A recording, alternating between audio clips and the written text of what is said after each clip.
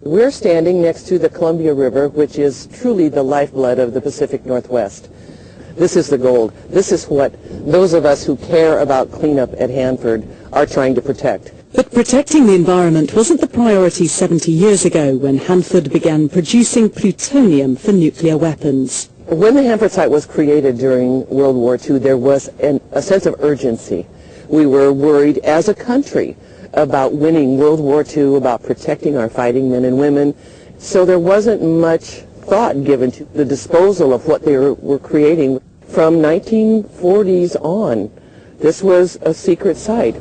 Townspeople remain proud of the role Hanford played in America's war effort, but a new generation is looking ahead. I've seen this area really embrace cleanup, and we have an obligation to educate our children to continue the struggle. We have to pass that baton on. It's going to go on for yet another generation. Is there another way that the nuclear material could leave the Hanford site? Anyone who's been out to the site and done work for any length of time, 6 months to a year or longer, if they get some time to view the radioactive areas, they understand that the magnitude is large as anything they've ever experienced in their life. Fortunately for Hanford, high school students seem committed to helping their community. They also realise that cleaning up contamination provides jobs and economic benefits. If that project was done, a lot of parents wouldn't have jobs, and a lot of families would have to find new jobs, and there would be a lot of concern there. So I'm kind of happy that it's still going on, honestly. There's people here, we're all really geared towards science and math, and we're all really willing to solve our problems. I do like biology and chemistry and plan on taking 3 science classes next year. And kind of as a family thing, my uncle's a microbiologist, my mom's biologist. Getting rid of decades of nuclear waste is costly and time-consuming, and there have been setbacks. But most residents understand the need for patience. I would rather have it done right than fast. Rocky Flats was a secret nuclear weapons facility. It started in 1951, and over the course of almost 40 years, Rocky Flats produced more than 70,000 plutonium pits or triggers for nuclear weapons. Each particular pit cost between $4 and $5 million and contained enough breathable particles of plutonium to kill every person on the planet. My name is Kristen Iverson. I grew up in Arvada, Colorado, just a few miles from the Rocky Flats nuclear weaponry facility. Later, like a lot of kids in my neighborhood, I went on to work at the plant myself. I wanted to tell the story of Rocky Flats and also tell the story of my father's alcoholism.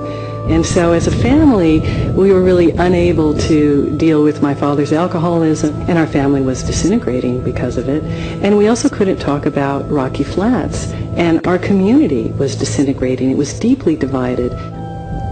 My book, Full Body Burden, Growing Up in the Nuclear Shadow of Rocky Flats, is a weave of my own personal history and all of the dramatic things that happened at Rocky Flats over the years, much of it unknown to the public. Ultimately, I wanted to put a human face on what I felt was a very inhumane story. My parents thought they were raising their 4 children in the most idyllic environment. And we were outside all the time, riding our horses in the fields around Rocky Flats, swimming in Stanley Lake, which was and is contaminated with plutonium. There were many, many environmental disasters at Rocky Flats, more than 200 fires, extensive radioactive and toxic contamination in the soil and the water and the air. And there was a huge fire at the plant. We came very, very close to a Chernobyl-like accident at that time.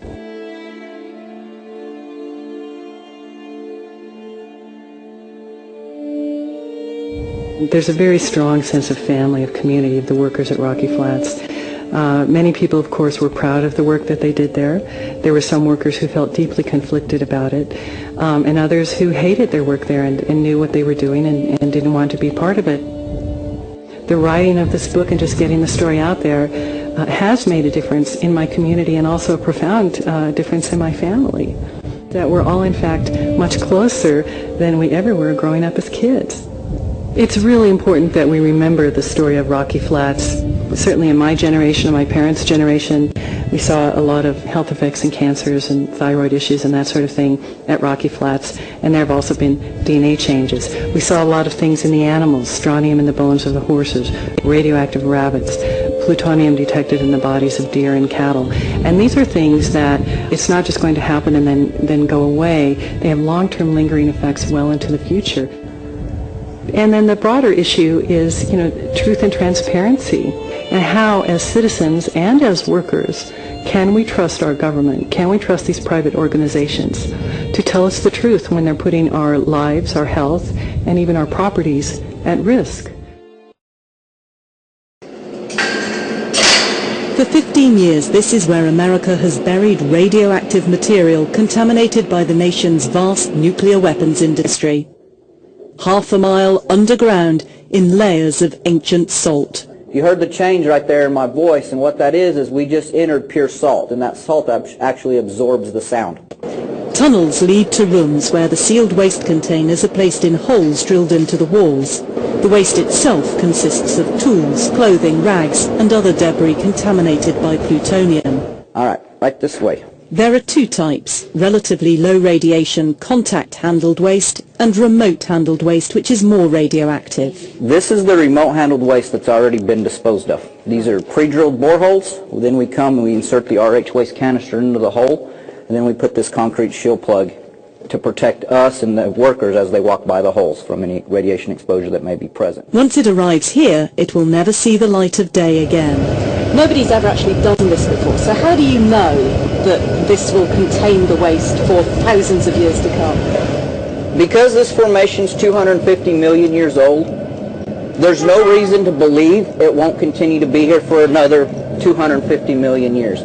We're 2,150 feet underground, and we're still 1,000 feet above sea level at this depth.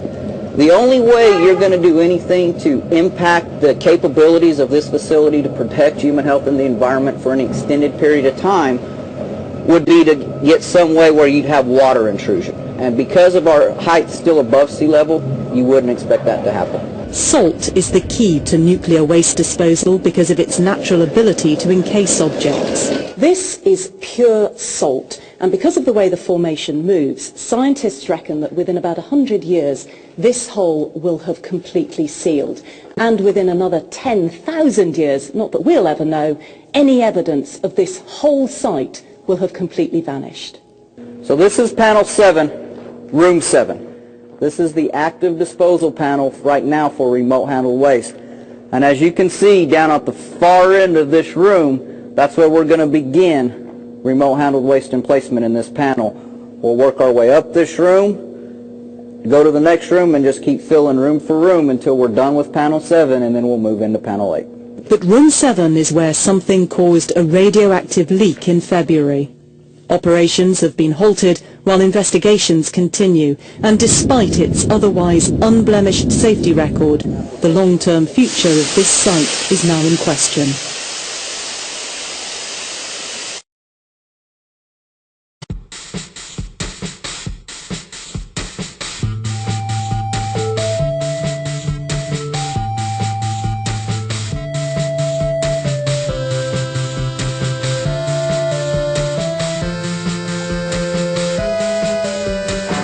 You say one thing, I hear another. If you say anything, I wouldn't bother. I got this dog that follows me around. His name is Ego. His name is Ego. You sing my song, hold up a mirror. You get it wrong, couldn't be clearer.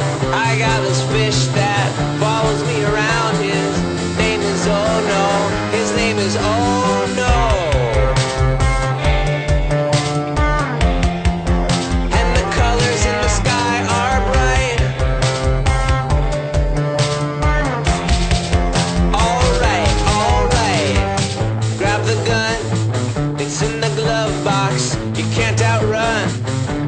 Of your thoughts, I've got a bird. She's made of wood. She is a coal mine. She is a coal mine. There is a light.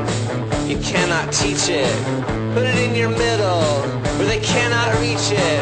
I got